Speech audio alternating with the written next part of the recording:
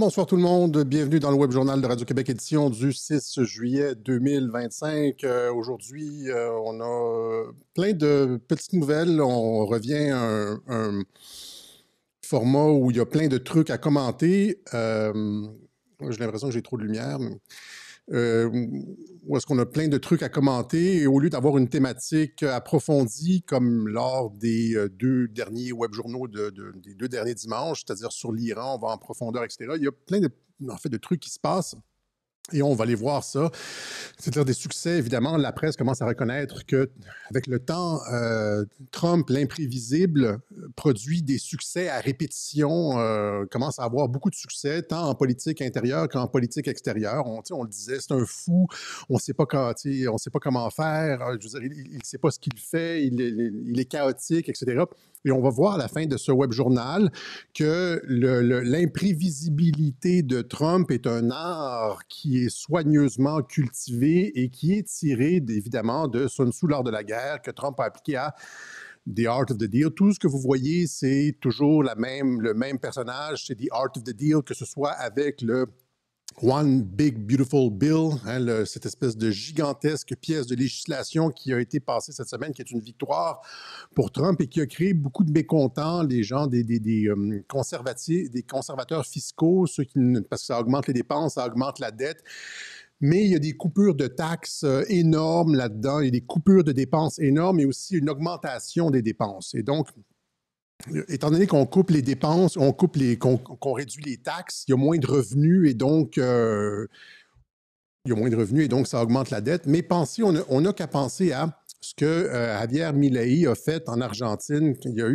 C'est exactement la même chose, c'est-à-dire c'est un processus où initialement, ça fait mal, on coupe les taxes, on coupe les dépenses dans certains domaines, etc. Et ça a l'air de faire très mal et de laisser les gens pour compte. Mais finalement, après 6 mois, 1 an, etc., ça donne des résultats. Ça donne des résultats et on retrouve l'équilibre économique et tout ça. Donc, on doit voir ça dans cette optique-là. Et donc, des succès, comme je dis, sans précédent en politique intérieure et extérieure. Et c'est pas moi qui le dis, donc c'est même l'ineffable Richard Latendresse. Vous le connaissez au Québec, ce journaliste sans goût, insipide, jamais très, très brillant, mais qui finalement qui pose des questions ridicules à Donald Trump. Il avait posé une question sur le hockey il y a quelques années, il y a 4-5 ans. Et puis, alors que les gens posent des questions intéressantes, lui pose des questions sur le hockey. Peut-être réduire un petit peu la lumière. Et il a toujours été anti-Trump, etc. Mais là, il commence à reconnaître que pour le meilleur et pour le pire, Trump va de win en win. Alors, étant donné que les journalistes volent souvent mes idées, etc., je me suis permis de voler le titre de Richard Latendresse pour ce web journal. Trump qui va de win en win. Et donc, c'est ça, cette politique de tarifs qu'on disait qui était comme absolument dévastatrice pour l'économie américaine commence à donner des résultats. De plus en plus de pays commencent à signer des accords avec les États-Unis. À partir du moment où est-ce que Trump arrive et renégocie tout, mais il renégocie à l'avantage des États-Unis, c'est-à-dire que c'est ce qu'il dit depuis littéralement 40 ans. Je vous ai montré les clips que les États-Unis se font avoir sur le plan économique et que les ententes sont toujours ne sont jamais à l'avantage des États-Unis. On se fait avoir, on se fait voler, etc. Les autres pays abusent de nous, c'est-à-dire que les autres pays ont des tarifs gigantesques sur les produits américains, alors que les Américains ont des petits tarifs pour les produits de ces pays étrangers-là. Et donc, les États-Unis concluent un accord commercial avec le Vietnam. Ça, c'est cette semaine. Il s'en est vanté. Donc, et les négociations se poursuivent avec la Corée du Sud. L'accord de Trump sur le Vietnam montre que les tarifs... Ah, je l'ai enlevé, merde. Il y en a... Ah, j'ai perdu, fuck. C'est celui-là. Oui, Trump has struck a straight deal with China. Je l'avais en français, je l'ai effacé. Donc, une entente aussi avec la Chine. Les gros pays d'Asie, avec l'Inde, ça arrive, c'est sur le point d'arriver. Trump affirme que les États-Unis pourraient conclure un accord commercial avec l'Inde, mais jette le doute sur un accord avec le Japon. C'est plus difficile avec le Japon, ça va durer. Il y a une date limite du 9 juillet. À partir du 9 juillet, il commence à imposer des super tarifs sur les pays qui n'auront pas conclu d'entente. Il a conclu une entente aussi, ça j'en avais parlé dans un autre web journal, avec le Royaume-Uni. Et ces ententes-là, encore une fois, se font toujours à l'avantage des États-Unis parce que c'est un président nationaliste qui veut régler le problème du déficit commercial, hein. C'est-à-dire que à partir quand un pays a un déficit commercial avec d'autres pays, c'est-à-dire qu'il vend moins qu'il achète, eh bien, les liquidités, l'argent de ce pays-là se retrouve ailleurs et le pays s'appauvrit financièrement. Au lieu de ramasser de la richesse, d'accumuler de la richesse se draine et s'en va vers les autres pays. Et c'est ça que Trump essaie de régler. Il essaie de régler le déficit commercial des États-Unis. Et ça, c'est sans compter ce qu'on avait vu aussi précédemment, c'est-à-dire les 2 milliards de dollars, les 2000 milliards de dollars d'investissement lors de sa tournée dans le Golfe, etc., etc. Donc, ça, c'est reconnu comme un succès et les autres pays vont suivre. Et il y a par ailleurs ce Big Beautiful Bill, on va passer rapidement là-dessus, le Big Beautiful Bill qui a été signé, entériné par le Congrès, qui a été signé par Trump et qui a été finalement approuvé par le Sénat, etc. Et comme je le dis, donc, ça augmente. Il y a des coupures de taxes qui font mal aux revenus de l'État. C'est pour ça que l'État doit s'endetter. Mais ça revient généralement. C'est comme en Argentine. C'est-à-dire que ça produit de la croissance économique qui finalement bénéficie à l'État. Ça remet de l'argent en circulation. Et en remettant de l'argent en circulation, ben ça crée plus d'activité économique et donc éventuellement plus de revenus à l'État. Ça revient finalement par la bande. Mais ce qui est une des mesures les plus controversées de ce Big Beautiful Bill, c'est il y a des coupures, en fait, dans les soins médicaux et l'assistance alimentaire gratuite aux migrants illégaux. Parce qu'aux États-Unis, les migrants illégaux, comme partout ailleurs, sont logés, nourris, soignés aux frais de la couronne, aux frais de la princesse, c'est-à-dire vous et moi. Ces gens-là prennent des bateaux, viennent ici, et puis là, sont stationnés dans des hôtels logés, nourris. Les enfants, on les envoie à l'école, même s'ils ont violé les lois du pays, etc. Et donc, là, ils coupent là-dedans. C'est sévère. Et on va revenir là-dedans. On va revenir là-dessus. On va revenir sur le Big Beautiful Bill et sur le centre de détention Alligator Alcatraz. Il y a vraiment le sens de la formule, hein? C'est-à-dire Alcatraz, c'est cette espèce de prison mythique dont personne ne pouvait s'échapper. Et là, ils ont créé une espèce de centre de détention dans les Everglades, en Floride, dans des marais infestés d'alligators et de serpents, etc. C'est-à-dire que tu n'as même pas besoin de tant de garde que ça sur place. C'est que si les détenus essaient de s'échapper, eh bien, je veux dire, la faune va se charger d'eux. Et donc, mais les gens avaient voté pour ça. Aux États-Unis, ils avaient voté pour des déportations massives. Et c'est ça que le Big Beautiful Bill... et les gens sont... Sur Twitter, j'ai écrit là-dessus. Puis là, il y avait comme de l'outrage, etc. On va revenir là-dessus. Je pense que j'ai suffisamment provoqué de réactions pour faire un web journal entièrement là-dessus. Dans peut-être la semaine prochaine ou l'autre d'après, on fera un web journal qui s'intitulera Alligator Alcatraz et on fera... je pense que j'avais été clair sur l'immigration pendant comme plein de web journaux, notamment les web journaux lors des émeutes en Angleterre l'été dernier. J'avais fait un procès, j'avais expliqué tout ce qui ne fonctionnait pas, pourquoi on était le seul, les pays occidentaux, les pays de l'OTAN étaient les seuls qui ramassaient de l'immigration. C'était pour détruire le système d'État-nation. Le système, j'en ai parlé à plein de reprises, Cloward Piven, de surcharger les dépenses sociales de l'État pour faire s'effondrer les gens. J'en ai parlé à de nombreuses reprises. Il y a quand même des personnes, j'ai écrit, j'ai fait une passe, j'ai dit que les demandeurs d'asile devraient tous se rendre à Alligator Alcatraz. Puis là, j'ai eu des réactions absolument dithyrambiques. Et donc, je pense que ça justifie qu'on refasse un autre web journal sur l'immigration et sur Alligator Alcatraz. Et donc, on fera ça peut-être dans la semaine prochaine ou l'autre d'après. Ça dépend de l'actualité. Donc, Alligator Alcatraz qui déchaîne les passions, mais c'est pas que... Parce que l'idée ici d'appeler ça Alligator Alcatraz, c'est bien pour frapper les esprits et il y a un aspect de guerre psychologique à ça. C'est-à-dire que tu veux pas... Évidemment, si tu dis, tu vois, ils sont logés dans des hôtels 5 étoiles et vos enfants vont à l'école et vous allez avoir les soins gratuits... C'est ce que les passeurs font, hein, quand les passeurs vous disent, quand ils vendent des passes là, aux migrants, ils disent, ben, paye-moi 2 000 $, je ne sais pas c'est combien, 5 000, 10 000. Mais quand tu arrives là-bas, tu es pris en charge complètement par l'État. Et puis, tu sais, voilà, tu es... Donc, ça fait vendre. Mais là, quand tu dis, ouais, si tu vas là-bas, tu vas te retrouver dans Alligator Alcatraz, c'est moins vendeur pour les migrants, pour les passeurs, etc. Et donc, c'est la raison pour laquelle les États-Unis se sont retrouvés avec, pour un deuxième mois d'affilée, un niveau record, en fait, de l'immigration illégale quasi négative. Les gens n'y vont plus, ils savent que c'est sérieux avec Trump. Et pour qu'un gouvernement soit pris au sérieux, il doit prendre des mesures drastiques comme ça. Il doit être dur et sévère, il doit envoyer un message clair.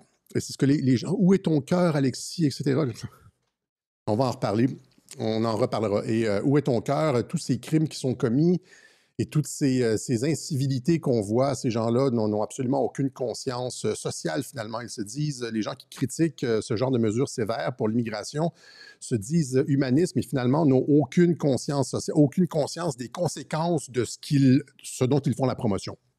Donc, le budget, donc, les Américains qui avaient voté pour des déportations, c'est ce qu'ils vont obtenir. L'homme va tenir promesse. Le budget de Trump vient d'être adopté par le Sénat. Préparez-vous à une augmentation massive des opérations de l'Immigration and Customs Enforcement, ICE, un budget de 175 milliards de dollars à la lutte contre l'immigration. 175 milliards de dollars à la lutte contre l'immigration, qui inclut 45 milliards pour des centres de détention pour immigrants. Il va y avoir plusieurs alligators Alcatraz, pas juste un. Et ça ne sera pas sexy d'essayer de se rendre aux États-Unis. Ça va être beaucoup moins sexy. Et un autre 46,5 milliards pour la construction du mur, finir le mur. Il fallait évidemment que le mur, c'était pas stratégique de compléter le mur lors de son premier mandat, puisque tu voulais faire en sorte que Biden soit accusé de laisser la frontière ouverte pour te représenter lors de ton deuxième mandat, etc. Et donc, mais là, 46,5 milliards pour finir la construction du mur, 14 milliards pour des opérations, 14 milliards pour des opérations d'expulsion, avec des fonds supplémentaires pour recruter 10 000 agents d'expulsion. Imaginez, c'est le rêve de plein de personnes dans plein de pays, ça. Et eux, ils le font. Vous avez ici une image inédite obtenue par Radio-Québec de Ron DeSantis et Donald Trump à Alligator Alcatraz. Et donc, la capacité de détention du ICE, c'est-à-dire les services frontaliers a été doublé et passe à 116 000. Ça veut dire qu'ils sont capables d'avoir une détention de 116 000 personnes. Ça, c'est comme deux stades olympiques à Montréal, remplis de personnes, capacité de détention, pour les mettre dans des avions et les renvoyer. Si vous comparez les budgets de ce 175 milliards de dollars-là, c'est plus que le budget de défense de la Russie en guerre, c'est-à-dire la Russie a un budget de 140 milliards de dollars en 2024. En pleine guerre avec l'Ukraine, c'est 140 milliards de dollars et les États-Unis vont dépenser 175 milliards pour les expulsions, plus que le budget de la défense de la Russie en guerre. C'est une véritable... Ils sont en guerre contre l'immigration illégale. C'est ça qu'on pourrait dire. Même chose ici, c'est plus que, par exemple, le budget militaire de la France, c'est 47,2 milliards de dollars à l'extérieur des pensions. 47,2 milliards de dollars, là, c'est 175 milliards US. Donc, c'est plus que 4 fois le budget de la défense de la France, juste pour les expulsions. Et si on compare pour le Canada, c'est 30 milliards de dollars canadiens. Donc, c'est à peu près 7 ou 8 fois le budget de la défense nationale canadienne, seulement dirigé pour les expulsions. Voilà. Donc, ils sont sérieux dans ce qu'ils font. Quand Trump a nommé Tom Homan, je pense que c'est Tom son nom, Homan, comme border czar, il n'entendait pas rire. Et contrairement à, encore une fois, je le répète parce qu'il faut le dire, dans la plupart des dossiers qu'on voit, regardez RFK, la santé, etc., dans la plupart des dossiers qu'on voit, Trump a nommé des personnes qui vont au fond des choses et non pas, c'est pas des nominations de pacotilles, de personnages qui ne font que collaborer, des personnages qui sont tenus, des personnalités tenues par des scandales, par des histoires de meurtres ou des pots de vin. Non, il a nommé des vraies personnes qui peuvent aller au fond des choses. Voilà. Donc, ça, c'est ça. Donc, une augmentation, ça augmente évidemment la dette des États-Unis, mais ça va coûter finalement, c'est une purge, c'est-à-dire, tu sors les illégaux, les gens qui n'ont pas d'affaires aux États-Unis, et après ça, tu réduis tes dépenses. Parce que là, ça coûte des milliards. Ça aussi, je ne l'ai pas chiffré ici. On le chiffrera quand on fera Alligator Alcatraz, le web journal. c'est des dizaines, peut-être même pour les États-Unis, des centaines de milliards de dollars que coûte l'immigration illégale. Juste en Medicaid, en aide médicale, en nourriture, en logement, etc. C'est des centaines de milliards.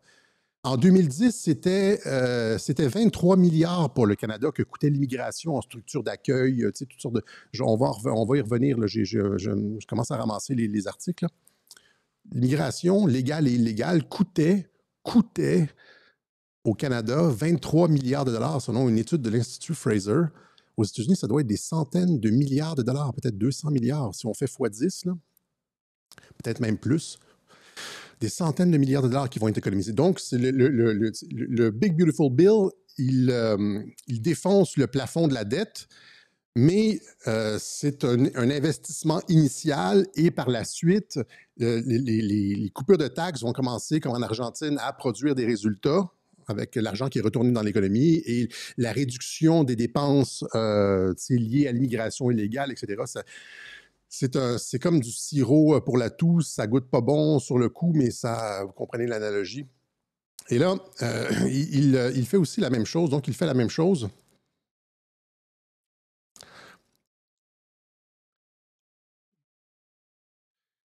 On reviendra sur toute cette histoire d'immigration dans un autre web journal. Donc, il fait la même chose avec l'OTAN. Et là, les gens disent « Ah, Trump vote en guerre, etc. » ouais, c'est ça. En politique étrangère, il augmente les dépenses de l'OTAN. Donc, c'est encore une fois la même chose, une augmentation des dépenses. Et là, les gens se questionnent encore une fois. J'ai reçu plein de courriels. J'avais déjà abordé la question dans un autre web journal. Mais il faut toujours répéter. Vous voyez ici, Trump estime que la nouvelle promesse de l'OTAN de consacrer 5% de son budget à la défense est une grande victoire. Ça aussi, c'est décrit par Richard Latendresse dans son article, le journaliste, là, comme une grande victoire de Trump. Il augmente les dépenses militaires de l'OTAN et la justification de cette augmentation des dépenses militaires de l'OTAN, c'est, on l'a entendu ici, de la bouche du ministre polonais des Affaires étrangères, la course aux armements pourrait conduire à la chute de Poutine. Et là, ça c'est l'argument qui est mis de l'avant dans le camp de l'OTAN. C'est-à-dire que, mais c'est en fait, c'est le contraire.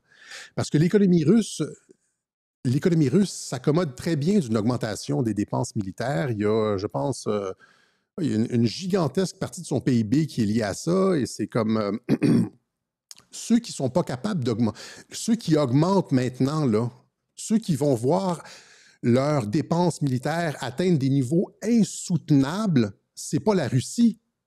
La Russie, c'est pas la Russie. Ceux qui vont atteindre des niveaux insoutenables, c'est les Occidentaux.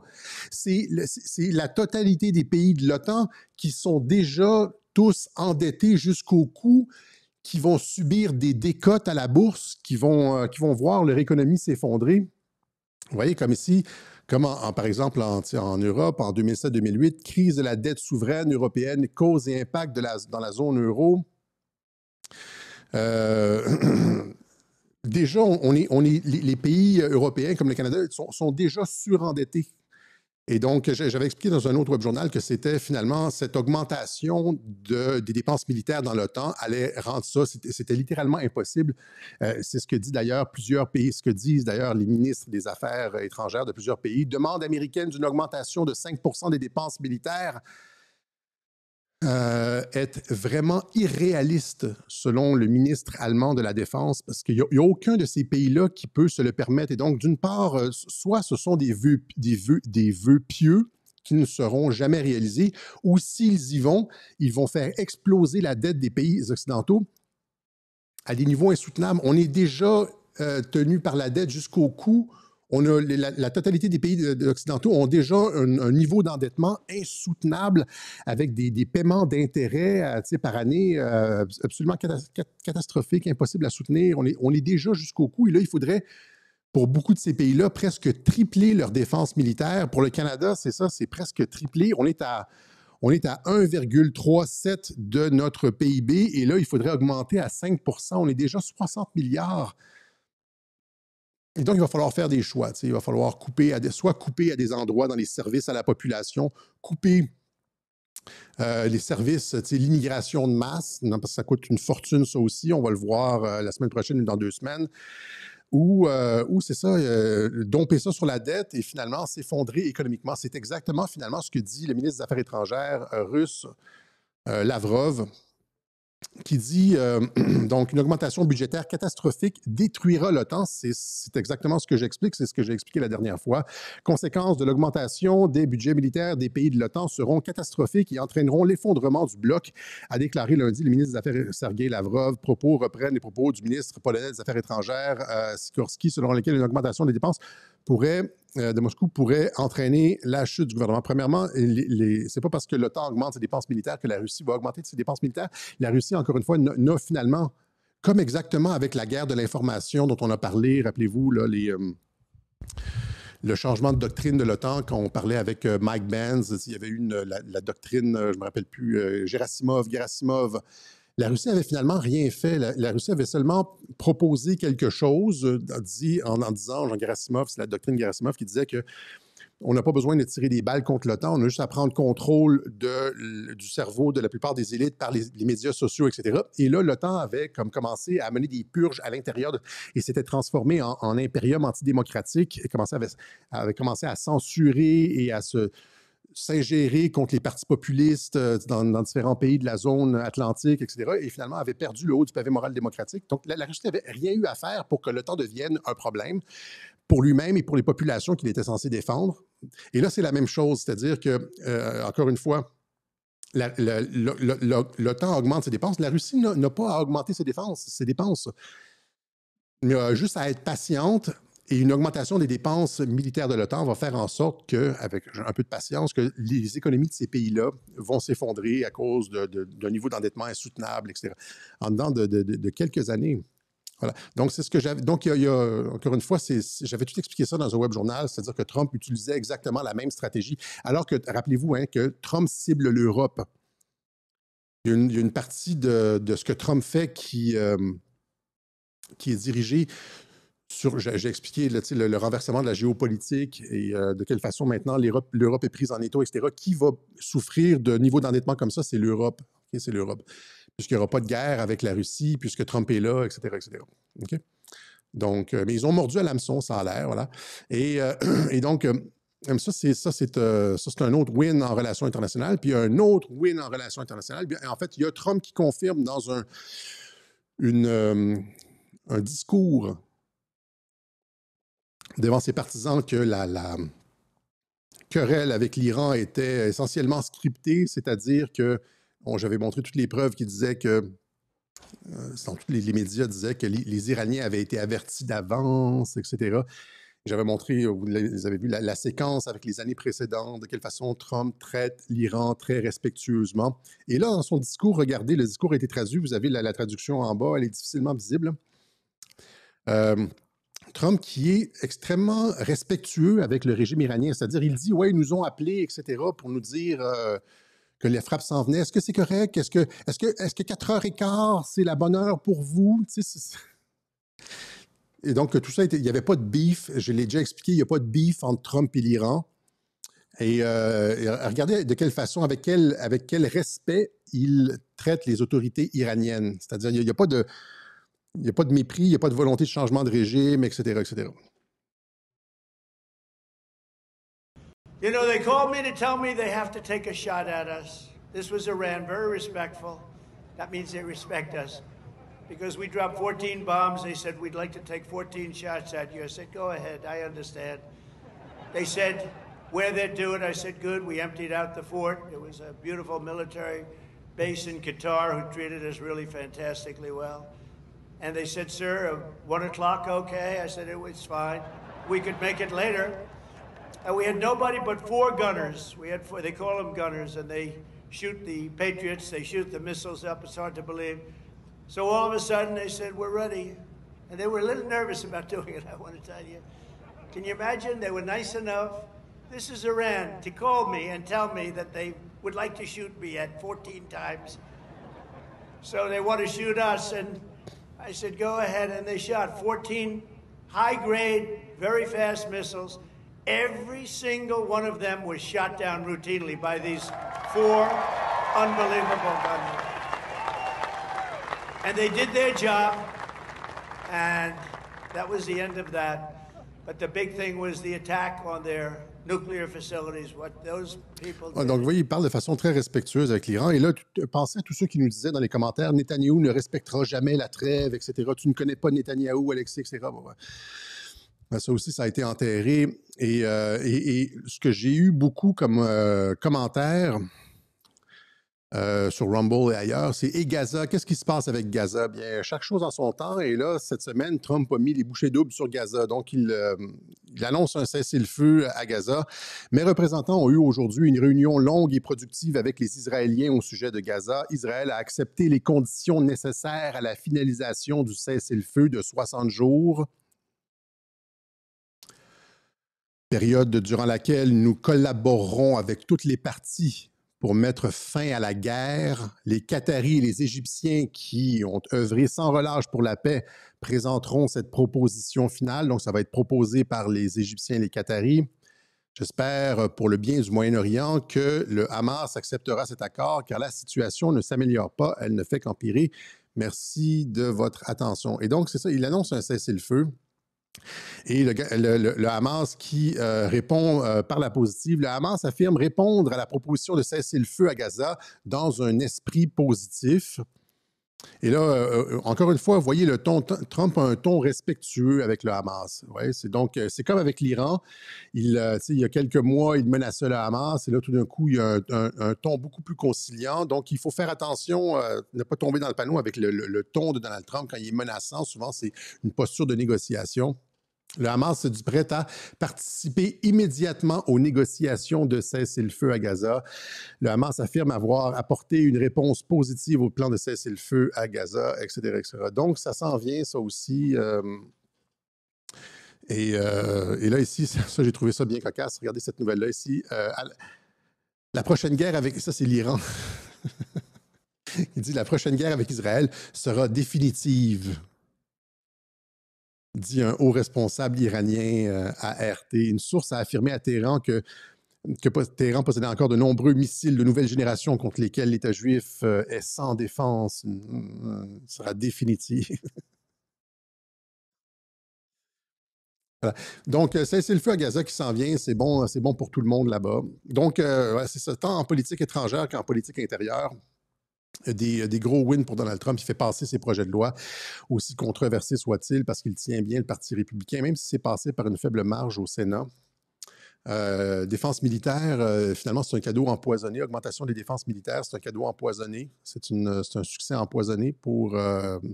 évidemment, c'est comme...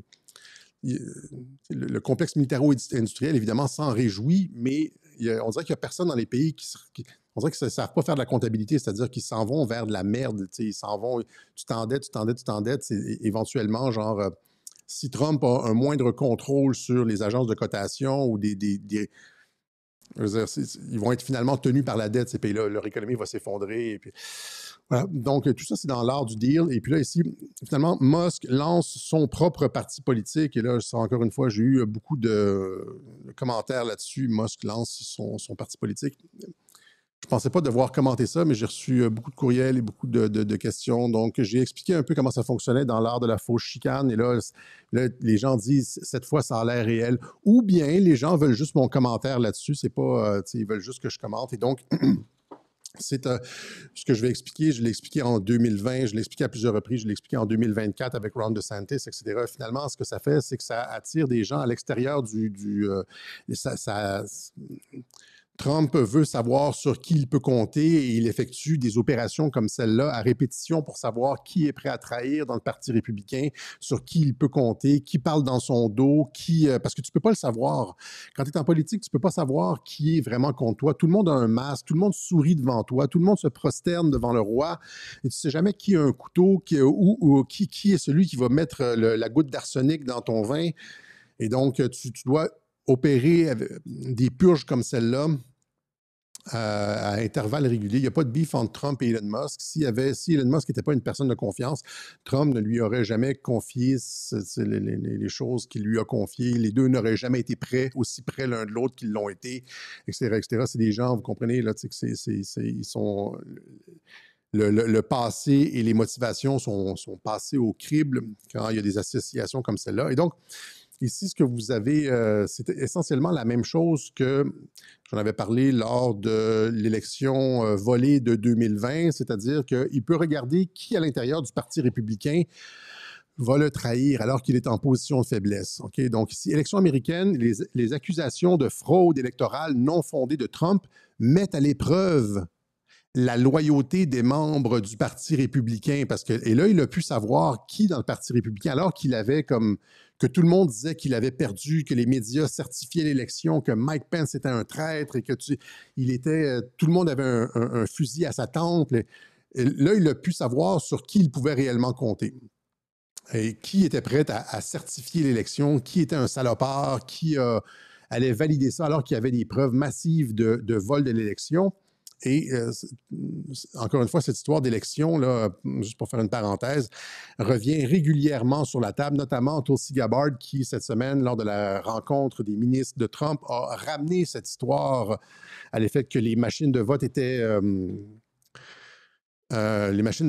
piratables. Et donc, on n'a pas fini d'entendre parler de ça. I'm bringing that transparency, the best of the best going after this. Election integrity being one of them. We have evidence of how these electronic voting systems have been vulnerable to hackers for a very long time and vulnerable to exploitation to manipulate the results of the votes being cast, which further drives forward your mandate to bring about paper ballots across the country so that voters can have faith in the integrity of our elections. And lastly, we've been... Donc, les machines de vote sont piratables et donc, ça confirme votre mandat de ramener les bulletins de vote papier lors des élections américaines. Mais encore une fois, la question des bulletins de vote papier, ça ne règle pas la fraude électorale puisque on a de la fraude électorale un peu partout, même avec comme au Canada et en France, etc., même avec des bulletins de vote papier. Espérons qu'ils sauront trouver quelque chose de plus solide que ça. Mais Trump l'avait déjà dit. Donc, vous voyez, cette histoire donc, il avait fait ça avec la question de l'élection volée. Il voulait savoir qui, à l'intérieur du Parti républicain, allait l'appuyer dans ses affirmations de vol de l'élection. Et ça c'est une vidéo que, encore une fois, on salue Greg sur Twitter, sur X. Je l'avais déjà montré, cette vidéo-là, mais il est encore une fois pertinent ici, puisque ça va dans le sens de ce que j'explique. Trump qui passe à Charlie Rose il y a peut-être une trentaine d'années, au début des années 2000, je pense, et il dit exactement ce que je vous explique, c'est-à-dire que c'est très difficile de savoir, ce qui importe le plus pour lui, c'est la loyauté, et c'est très difficile de savoir sur qui tu peux compter. C'est seulement dans les moments de crise que tu peux réellement savoir sur qui tu peux compter et qui va te trahir. C'est-à-dire, ça prend un moment de crise pour savoir les motivations de chacun. Tu sais, c'est souvent ça. Hein? C'est même pour comme un homme, tu ne sais jamais comment tu vas te comporter sous le feu ennemi. Est-ce que tu vas courir et abandonner tes frères d'armes ou est-ce que tu vas prendre la chance de... on ne sait jamais. On ne sait jamais exactement comment on va se comporter avant d'être dans une situation critique ou... vous comprenez ce que je veux dire? Donc, il dit ça, finalement, que c'est important pour lui de savoir qui est fidèle et sur qui on peut compter. I'm so loyal to people, and maybe I'm loyal to a fault, but I'm so loyal to people that when somebody's slightly disloyal to me, I look upon it as a great act of horror. And how are you? Donc, même être minimalement déloyal envers lui, c'est un gros scandale pour Donald Trump. C'est la loyauté est ce qu'il y a de plus important. Different than you were 3 or 4 years ago. Well, I used to say, and in fact, I think I said in my first book that, and maybe this was foolish, but I really meant it, that someday I'd like to maybe lose everything for a period of time to see who's loyal and who's not loyal. Donc, j'aimerais à un moment donné, j'avais déjà écrit ça dans un livre, j'aimerais à un moment donné tout perdre pour savoir qui est loyal, qui n'est pas loyal. Parce que c'est quand tu perds tout que tu peux réellement savoir sur qui tu peux compter, qui sont tes vrais amis. Avant ça, quand tu es riche, etc., les gens font toujours des beaux sourires, n'est-ce pas? And frankly, I found out a lot of Did things. you find out who's loyal and not I tell you loyal? what, and you can't guess it, you can't predict it. You think certain people would... On ne peut pas deviner, on ne peut pas prédire qui va être loyal, qui va nous trahir. C'est impossible. Ça prend un événement pour départager, dépareiller les personnes loyales des personnes qui vont trahir. Loyal no matter what, and it turns out that they're not, and you just can't predict it. It's very difficult. And that I think I would have treated people differently. I think that, some of the people that were most loyal to me are people that I didn't think would be. Some of the people that were least loyal to me. Et donc il dit, il y a des personnes certaines des personnes que je pensais qu'elles allaient être le plus loyales envers moi m'ont finalement trahi. Et les personnes que je pensais qu'elles allaient me trahir, finalement, ont été loyales. Et donc, ça prend ces événements-là. Et là, la création de ce truc-là, des American Party, ça va dans ce sens-là. C'est-à-dire, ça va dans le sens de cette espèce de purge du Parti républicain qui a été opérée après l'élection de 2020, justement, en utilisant l'élection comme alors qu'il avait tout perdu, comme il dit dans la vidéo, l'élection pour savoir qui allait le soutenir dans le Parti républicain et qui lui faisait des faux sourires. Et rappelez-vous aussi, finalement, ce que j'avais expliqué en 2024, l'année dernière, avec cette fausse 2023-2024, la fausse, je l'ai expliqué dans Fausse chicane, là, je ne vais pas revenir là-dessus, mais cette histoire de la fausse opposition de Ron DeSantis, il s'envoyait des insultes et c'était très acerbe. Et les gens me disaient non, Alexis, tu vas voir. Et là, il y a des sondages qui montraient que Ron DeSantis était plus élevé que Trump. Et là, tout le monde me dit non, Alexis, Ron DeSantis va gagner. Je dis non, c'est réglé. Il n'y a pas de réelle opposition, etc. Mais ce que tu fais, évidemment, c'est que tu vois qui dans le Parti républicain donne à la campagne de DeSantis, qui dans le Parti républicain se range derrière DeSantis, qui dit quoi, alors que c'est toi-même qui as organisé la campagne de DeSantis. Vous voyez, donc, les ambitions présidentielles de DeSantis sont entre les mains d'un petit cercle de riches donateurs. Et là, ces riches donateurs-là, maintenant, ils sont barrés à vie. Là. Trump je veux dire, ils ont été discrédités, ils ont la queue entre les jambes. DeSantis reçoit des chèques à 7 chiffres de la part des principaux donateurs du Parti républicain alors qu'il lance en douce sa campagne présidentielle. Et donc, il y a eu une purge en 2020 avec la question de l'élection. Il y a eu une purge en 2023-2024 avec la campagne de DeSantis. Et évidemment, il s'envoyait des insultes. C'est comme Tucker Carlson et comme Elon Musk, comme ce que j'ai dit ici dans l'art de la fausse chicane. DeSanctimonious, ça c'était comme ça que Trump l'appelait, n'existe plus. Trump annonce qu'il abandonnera le surnom de son ancien rival. Le jour même où DeSantis a mis un terme à sa campagne, Trump a dit, bon, mais dans ce cas-là, c'est un bon gars, on va arrêter de l'appeler toutes sortes de noms, etc. etc. Donc, c'était, encore une fois, sur le logiciel de la fausse chicane. Mais tout ça, de la fausse chicane, et ça, c'est quelque chose, évidemment, qu'on retrouve dans l'art du deal, qui était tiré de l'art de la guerre de Sun Tzu. Et à titre d'exemple, vous avez ici Trump qui, ça c'était cette semaine, il y avait la rumeur qui circulait qu'il allait prendre une journée de congé. Et là, les journalistes lui ont dit, est-ce que vous allez prendre une journée de congé demain? Vous allez prendre une journée de congé demain? Et là, il y a un petit segment de 4-5 secondes qui dit, je ne sais pas, c'est pas possible de savoir ce que je fais. Il dit essentiellement qu'il est imprévisible et insaisissable. Écoutez ça. You don't know that I'm going to even do it. You don't know. I may do it. I may not do it. I mean, nobody knows what I'm going to do. You don't know what I'm going to do. I may do it, I might not do it. Nobody's going to know what I'm... Personne ne sait ce que je vais faire. Et là, ça, c'est important de comprendre ça, puisque c'est un art. L'imprévisibilité de Donald Trump n'est pas un défaut, comme je le disais en début de Web Journal, c'est un art minutieusement cultivé. L'imprévisibilité de Trump est un art minutieusement cultivé. On ne sait jamais qu'est-ce qu'il va faire, etc. Même des fois, pour nous, c'est difficile à Radio-Québec. En tout cas, gérer l'imprévisible Donald Trump au G7. Gouvernance, il l'a dit à plusieurs reprises qu'il était imprévisible. Hein? Gouvernance Trump marquée par l'imprévisibilité, selon une journaliste à Washington. Face à l'imprévisible Donald Trump, la dette souveraine américaine, blablabla. Un sommet de l'OTAN suspendu à l'imprévisible Donald Trump. On ne sait pas ce qu'il va faire, on ne sait pas où est-ce qu'il va arriver, d'où il arrive, qu'est-ce qu'il pense qu'il va faire, ce qu'il va imposer. Il est imprévisible. Est-ce que ça va être ci, ça va être ça? On n'est pas capable de le caser dans aucune catégorie. Ottawa privilégie la retenue face à un président imprévisible. Et les journalistes nous présentent ça comme une tare, comme un échec de Donald Trump. C'est un président chaotique qui ne sait pas ce qu'il fait, etc. C'est au contraire. Et c'est tant mieux qu'il le pense et puisque c'est comme ça que ça marche. si les journalistes étaient sur le logiciel de Radio-Québec, si tous les journalistes étaient sur le logiciel de Radio-Québec, ça ne fonctionnerait pas. Et donc, il faut accepter que les gens ne comprennent pas. C'est un peu comme c'est la malédiction, évidemment. C'est ça. Mais c'est ce qu'on trouve essentiellement dans L'Art de la guerre, qui a été adapté dans Art of the Deal, ici. Donc, sur l'imprévisibilité. Donc, Sun Tzu encourage les commandants à dérouter l'ennemi en agissant de manière inattendue et en gardant secrets leurs plans et leurs intentions. Rappelez-vous le clip de Mike Flynn qui dit exactement ça. Gardez vos intentions secrètes, ne dévoilez jamais à l'ennemi, etc. On fait de notre mieux à Radio-Québec pour essayer de lever le voile là-dessus. En tout cas, on montre les méthodes et les régularités, vous comprenez? Et on sait que ça s'en va vers la paix et un dénouement heureux, parce qu'il y a comme encore une fois des régularités dans tout ça. Donc, dissimulation et mystère, Sun Tzu souligne l'importance de se rendre aussi insaisissable que possible pour l'ennemi. Il conseille de feindre l'inaction. Feindre l'inaction, donc vous pensez qu'il n'y a rien qui se passe, mais en fait, ça se passe en coulisses.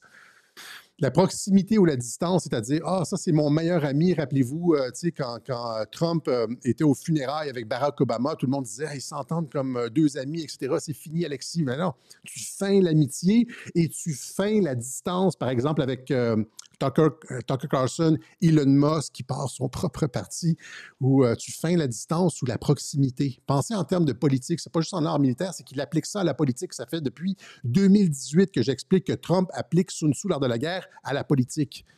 Et des stratégies contre-insurrectionnelles aussi. J'ai expliqué ça aussi. C'était au studio dans des répètes que j'ai expliqué ça la première fois. Il applique des stratégies de guérilla contre-insurrectionnelles à la politique. Donc, exploitation des faiblesses ennemies. L'imprévisibilité permet de créer des opportunités pour attaquer les points faibles de l'ennemi en agissant de manière inattendue. On peut le prendre au dépourvu et le déstabiliser.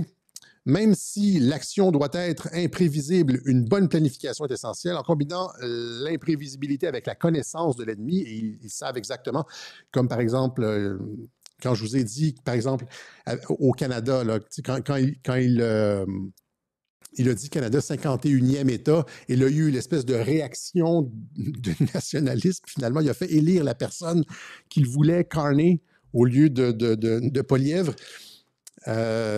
Eh bien, c'est parce qu'il connaissait, il a appliqué cette méthode-là à de nombreuses reprises, il savait exactement comment les médias canadiens et la population canadienne allaient réagir. Donc, il a tiré les ficelles des médias et de la population canadienne pour faire élire la personne qu'il souhaitait. Donc, encore une fois, en combinant l'imprévisibilité avec la connaissance de l'ennemi, on peut le manipuler et le contrôler. En feignant la faiblesse, on peut le pousser à l'arrogance, etc., etc. Trump est un clown, Trump est ridicule, etc. Trump ne sait pas ce qu'il fait. Kamala Harris va, comme cette femme incroyable avec une carrière de folle, une avocate prestigieuse et tout. Trump, le lourdeau, etc. Finalement, qu'est-ce qui se passe au résultat? En résumé, l'imprévisibilité, selon Sun Tzu, n'est pas un manque de stratégie, mais plutôt une manière de déjouer l'ennemi en étant adaptable, secret, en exploitant ses faiblesses, etc. Voilà. Donc, encore une fois, c'est ça, l'imprévisibilité de Donald Trump n'est pas un défaut, c'est un art minutieusement cultivé. Et on va terminer avec ça ici cette semaine, un rapport de la CIA qui est sorti. Ça ici, vous voyez, c'est Obama qui rigolait avec Donald Trump lors des funérailles. Là, tout le monde me disait genre, « Ah, Alexis... » Or, Trump, depuis le début de son mandat en 2025, cette histoire de collusion avec la Russie n'arrête pas de refaire surface. On en a parlé à plusieurs reprises dans les web-journaux. On en parle à chaque fois que ça sort. Trump aurait pu vouloir passer ça sous le tapis. Tu sais, s'il était dans son dernier mandat, il n'allait plus se faire réélire de toute façon. Il aurait pu trahir sa base et ne rien se passer avec cette histoire de collusion avec la Russie. C'est de l'histoire ancienne, etc. Mais non, il ramène ça tout le temps.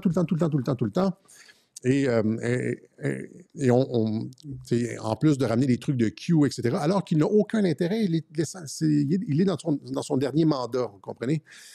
Dans ces dernières années, il pourrait juste s'en moquer, mais il ramène toujours ça. Et là, c'est son directeur de la CIA, John Ratcliffe, qui est un homme de confiance, son ancien directeur, celui qui occupait le poste de Tulsi Gabbard lors du premier mandat. La CIA a produit une note de la CIA, un rapport de la CIA, qui explique finalement que cette histoire de collusion avec la Russie était corrompue dès le départ et que l'administration Obama savait. Donc, essentiellement, cette note de la CIA confirme toute cette histoire de la théorie de la trahison de l'administration Obama et ça redéfraye la manchette. Probablement trop bu de café aujourd'hui. Les gens, j'ai regardé tout à l'heure, les gens me demandaient de ralentir le débit. Il est trop tard pour être zen, rendu à 47 minutes. Mais en tout cas, tout ça pour dire que ça revient dans l'actualité. Let me ask you this. Who do you believe was the mastermind behind the Russia collusion lie? Donc, qui était le cerveau derrière cette fausse histoire de collusion avec la Russie?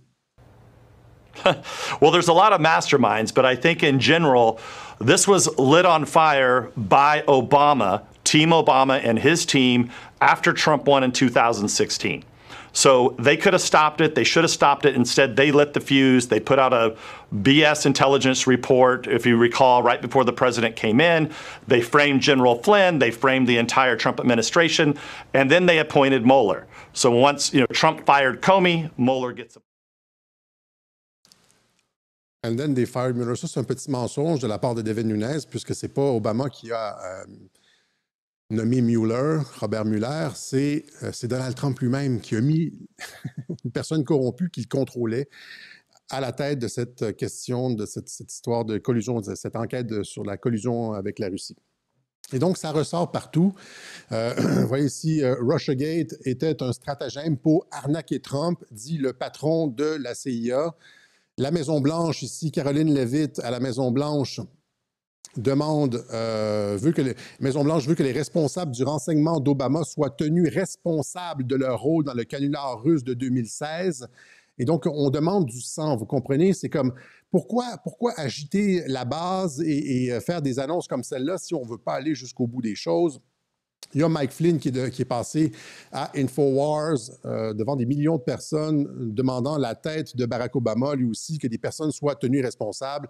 Il a écrit un tweet aussi sur Twitter, beaucoup repartagé. Le rapport démontre plutôt une falsification complète d'un document utilisé spécifiquement pour inciter à un coup d'État. Et là, vous avez encore une fois, et le rapport, tout ça confirme la trahison. Et la trahison, c'est la peine de mort. Un coup d'État contre POTUS dûment élu, contre un coup d'État contre un président américain dûment élu, President of the United States. Il faut que les têtes tombent et que les gens soient enquêtés, y compris des analystes qui ont écrit et produit le produit qui a fait basculer toute l'Amérique dans un trou noir. Tony Shaffer dit la même chose aussi, qu'on a reçu il y a 4 ans, je pense, on a reçu en entrevue à Radio-Québec le lieutenant-colonel Tony Shaffer. Je rappelle, il y a 8 ans en direct à la télévision, j'ai dénoncé les méfaits de niveau soviétique d'Obama et de son équipe de sécurité nationale, tandis qu'avec Pete Hegseth et Ed Henry, il est maintenant prouvé avec la publication de nouvelles informations de la CIA que j'avais complètement raison.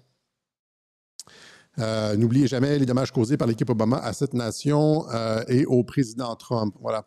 Donc, cette histoire, encore une fois, revient à l'actualité. Les gens me narguent souvent sur les arrestations, Alexis, les arrestations. Ce n'est pas terminé, cette histoire. Ce n'est pas terminé, cette histoire. Je l'ai expliqué à plusieurs reprises. J'ai montré à plusieurs reprises que tout le processus continuait. Maintenant, bon, les gens vont dire quand.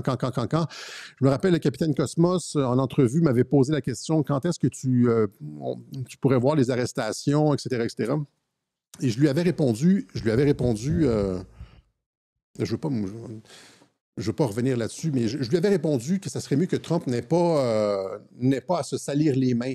Et donc, que ça se produise, par exemple, entre le moment de l'élection et son assermentation, c'est-à-dire entre novembre et janvier, il y a comme une espèce, j'avais dit, il y avait comme une fenêtre où l'armée pourrait intervenir et procéder à des arrestations. C'est de ça qu'on parle, c'est de ça que tout le monde parle. C'est pas juste moi, Alexis, c'est de ça dont tout le monde parle, Asti. La Maison-Blanche au complet, c'est pas juste Alexis, les arrestations, c'est tout le monde parle de la trahison d'Obama. Est-ce que vous suivez l'actualité?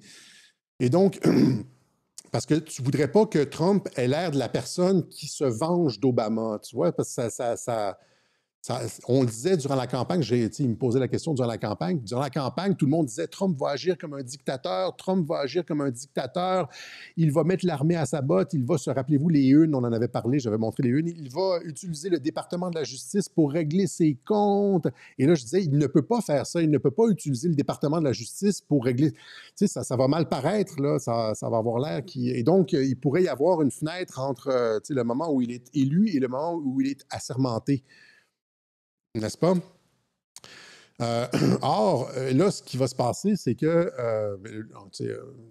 il va se passer quelque chose, c'est certain. Mais ce qui est, selon moi, maintenant, le plus fort probable, c'est que ça se passe dans la dernière partie de son mandat. C'est-à-dire quand il aura, peut-être après les prochains midterms, c'est-à-dire que tu vas avoir... je ne sais pas, là. Il garde ça comme, encore une fois, il ramène toujours le sujet, etc. Et donc, ce serait peut-être embarrassant d'avoir quelque chose de gigantesque comme ça avant les midterms, une arrestation d'un ancien président. Ça aurait des conséquences catastrophiques, ça ferait dérailler la campagne. Mais immédiatement, après les midterms, c'est-à-dire que les midterms, ce que je veux dire, là, je cherche mes mots, ce que je veux dire, c'est que les midterms sont... Capitaine Cosmos dit qu'il a un show d'histoire après le Web Journal. Et donc, les midterms, c'est la dernière élection à laquelle Trump va participer. Et là, il va arriver... Qu'est-ce qui va se passer quand Trump va arriver aux midterms? Il va avoir réglé l'économie, rempli la plupart de ses promesses. Il va avoir essentiellement fait la paix dans le monde. La plupart des conflits vont être réglés. L'Ukraine va certainement être réglée. Gaza, l'Iran, tout ça va être réglé. Je pense dans un an et demi, là, tout va être réglé. L'économie va rebondir et tout ça. Les tarifs vont être réglés. Et donc, il va probablement faire les midterms sur son bilan, la première partie de son mandat. Et qu'est-ce qui va rester dans la deuxième partie de son mandat? Ben, c'est le coup de marteau final parce qu'il n'aura plus rien à gagner. Il n'aura plus d'élection à gagner. Et voilà. Donc... C'est comme ça. Ça serait surprenant qu'il le fasse avant, puisque ça pourrait déstabiliser politiquement la campagne des midterms. Et ce que je veux dire, c'est que la campagne, je m'exprime très mal, là, la campagne des midterms porterait sur les accusations contre un ancien président au lieu de porter sur le bilan fantastique de Trump. Économiquement, en relations internationales, la paix dans le monde, blablabla. Tu veux que les élections de midterms portent là-dessus plutôt que sur le fait et donc, ça va probablement être reporté juste après les midterms. Et donc, on a un stretch, on a un moment à passer, et donc, pour pas que les gens se découragent, ils ramènent ça régulièrement, à peu près à tous les mois, il y a une nouvelle là-dessus sur la trahison d'Obama, ils gardent ça dans l'actualité et Trump fait des clins d'œil, QQQ ici, QQQ par là-bas. Plein de clins d'œil à Q. Il y a plein de ces événements qui soit commencent ou finissent à 17h17. Tout le monde comprend là, que ça continue et qu'il n'a pas abandonné ses troupes. C'est juste que c'est long et que, je veux dire, il nous donne la viande pour se rendre jusqu'au moment où tout ça va se passer. Voilà. Donc, après les midterms, il n'a plus rien à... C'est ça, je ne vais pas me répéter, là, les gens disent que je me répète. Voilà. Donc, c'est à peu près ce qu'on avait pour vous aujourd'hui. On va peut-être vous montrer aussi, comme, encore une fois, les gens qui disaient que RFK est contrôlé par Pfizer et l'État profond. Rappelez-vous, il y a des gens qui disaient que RFK fait partie de l'État profond. RFK qui nous disait cette semaine en entrevue qu'il fallait faire attention aux experts. Il ne fallait plus se fier aux experts et qu'il ne ferait plus confiance à l'industrie pharmaceutique. Et que le département de la santé aux États-Unis allait faire lui-même ses propres analyses parce qu'il ne faisait plus confiance aux experts et aux scientifiques achetés de l'industrie pharmaceutique. Je vous montre ça. We need to stop trusting the experts. We were told at the beginning of COVID, don't look at any data yourself, don't do any investigation yourself, just trust the experts. And trusting the experts is not a feature of science. It's not a feature of democracy. Faire confiance aux experts, le fait de faire confiance aveuglément aux experts, c'est pas une caractéristique, c'est pas normalement, ça fait pas partie de la science, puis ça fait pas partie de la démocratie non plus. La foi aveugle dans les experts, rappelez-vous, ils nous ont rabâché ça durant toute la COVID. Ah, c'est la science, tu ne fais pas confiance à la science, tu ne crois pas à la science, etc. Non, je suis scientifique, je ne fais pas confiance à la science. Tu sais, même chose avec le climat, c'est-à-dire au fondement de la science, il y a le scepticisme. Et donc, c'est même chose avec la démocratie, on ne fait pas confiance au pouvoir, c'est pour ça qu'il y a des contre-pouvoirs. La foi aveugle dans les experts, c'est la technocratie, c'est pas la démocratie, c'est ça qu'ils veulent dire. It's a feature of religion and it's a feature of totalitarianism. C'est ça, c'est une caractéristique, je dis la technocratie, mais c'est une caractéristique de la religion et du totalitarisme. C'est pas une caractéristique ni de la science, ni de la démocratie. Imaginez à quel point il est contrôlé par Pfizer. In democracies, we have the obligation, and it's one of the burdens of citizenship, to do our own research and make our own determination. And we're going to give people gold standard science. We're going to publish our protocols in advance. We're going to tell people what we're doing. Etc., etc. Voilà. Donc, beaucoup de win pour Donald Trump et ça ne va aller... quand on contrôle le jeu politique comme ça, parce qu'il obtient pas mal tout ce qu'il veut, il n'y a pas de... Est-ce que vous pouvez imaginer un monde où les gens comme disent non à Trump et il n'obtient pas ce qu'il veut, c'est des revers sur revers? On pensait que ça allait être ça. Bien, on pensait pas nous à Radio-Québec, là, mais les médias pensaient que ça allait être ça, que ça allait être chaotique, qu'il allait être un dictateur, qu'il allait s'opposer, que les gens allaient s'opposer à lui, qu'il allait avoir de la résistance, ça allait être comme catastrophique. Finalement, c'est rien. Et ça va dans le sens, ça va juste dans le bon sens. Ça va de win en win. There's going to be so much winning. Rappelez-vous le clip, je ne vais pas le faire jouer encore une fois, là. Vous allez être fatigué de gagner. You're going to be tired of winning. You're going to say, no, stop, we can't win anymore. No, Mr. President, we can't win anymore. Voilà. Donc, c'est ce qu'on avait pour vous aujourd'hui. Et on remercie ceux qui ont... J'aurais dû le faire encore une fois en début de Web Journal, ceux qui nous permettent de continuer à produire ces analyses-là. Si vous aimez notre contenu, il y a des personnes qui partent, évidemment, comme d'habitude. Il y a une partie des gens qui ne sont pas d'accord, qui partent, et bien ça doit être remplacé par des personnes. Il doit y avoir du sang neuf aussi dans les personnes qui nous appuient. Donc, encore une fois, on tend le chapeau. On doit le faire à tous les webjournaux. On demande aux personnes, si vous appréciez le contenu, là, si c'est pour vous, c'est un kick Radio-Québec, si c'est comme il y a des... C'est pas toujours les webjournaux ne sont pas tous pareils, mais ils prennent beaucoup de temps à construire. Si vous appréciez le contenu, pensez à nous, pensez que ça se fait pas, que ça se fait pas tout seul, tout ça, et que ça requiert beaucoup de recherche et beaucoup de travail et beaucoup de montage. Et donc, voilà, donc... Et que c'est le nerf de la guerre et que les émissions qui ne sont pas appuyées par leurs auditeurs, généralement, meurent, ne durent pas très longtemps. C'est très difficile à supporter, à endurer sur les réseaux sociaux, toujours être en conflit, en argumentant, etc. Puis c'est comme, surtout à Radio-Québec, on a toujours des positions qui dérangent et que on va à contre-courant sur à peu près tout. Et c'est comme... les gens, c'est ça, je pense à plein d'autres commentateurs, analystes, on pourrait les appeler youtubeurs, vidéastes, qui ont arrêté parce que c'est difficile. Et surtout que, à Radio-Québec, on a pas mal brûlé nos ponts. C'est-à-dire qu'il n'y a pas beaucoup d'autres options. Hein, c'est comme on y va all-in, comme on dit. Là, on y va all-in dans Radio-Québec et on ne retient pas nos mots, on ne retient pas notre parole et on a une analyse que vous ne trouvez nulle part ailleurs. Donc, sans censure, sans compromis et totalement original. Alors, pensez à nous. Si vous êtes nouveau à Radio-Québec, on remercie ceux qui sont là depuis le début. Il y a des personnes, on voit des interacts passés ou des abonnements passés, ça fait des noms que ça fait genre 4, 5, 6, 7, 8 ans. Pas 8 ans, là, mais... qui nous appuie depuis le début.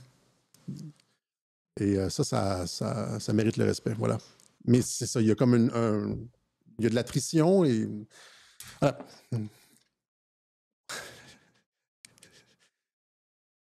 J'espère que vous n'êtes pas fatigué de gagner, voilà. OK, alors il y a plusieurs façons de le faire, disons, c'est ça, Alexis par la poste, Alexis Cossette-Trudel, casier postal 32017, Saint-André, Montréal-Québec, H2L 4Y5 par Interac, il y a des gens qui font ça par Interac, alexis@radioquebec.ca.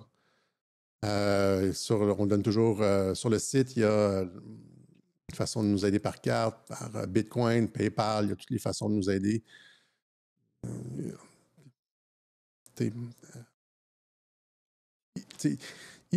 Idéalement, si tout le monde donnait $1 par web journal, on serait comme au paradis, mais ce n'est pas le cas. La plupart des gens écoutent paresseusement. Puis, et donc, on remercie ceux, comme quelqu'un qui donne $50, fait comme fait ça pour 50 personnes qui donneraient $1. Vous prenez la place de 50 personnes qui donneraient $1. Dans les $100, il y a comme 100 personnes qui écoutent, qui donneraient $1 grâce à vous. Et donc, voilà. On vous remercie du fond du cœur, vraiment. Ça. Big love, comme dit l'autre. Voilà, c'est ce qu'on avait pour vous aujourd'hui. Autre chose, on va faire des entrevues cette semaine au Québec. On a accepté 2 entrevues au Québec. Une avec Luc Gervais, je pense, et l'autre avec Nathalie Lavoie. Des entrevues. Et puis, on en fera d'autres. Il y a aussi en France, il y a Rémi de Juste Milieu qui nous a contactés pour une entrevue. Et il y a Antoine Bachelin qu'on a reçu en entrevue ici à Radio-Québec sur la chaîne, qui a lui-même sa chaîne et qui nous a demandé une entrevue. On va la faire aussi. Voilà. OK? Voilà, c'est ce qu'on avait pour vous cette semaine avec un mauvais éclairage. Ça me fait sortir, cet éclairage me fait sortir ma moustache. Hein? Je ne sais pas pourquoi. Dans le miroir, je suis correct, mais à l'écran comme ça ici, j'ai l'air d'un preacher. En tout cas. Allez, on se donne rendez-vous la semaine prochaine pour une autre édition du Web Journal de Radio-Québec. Salut tout le monde.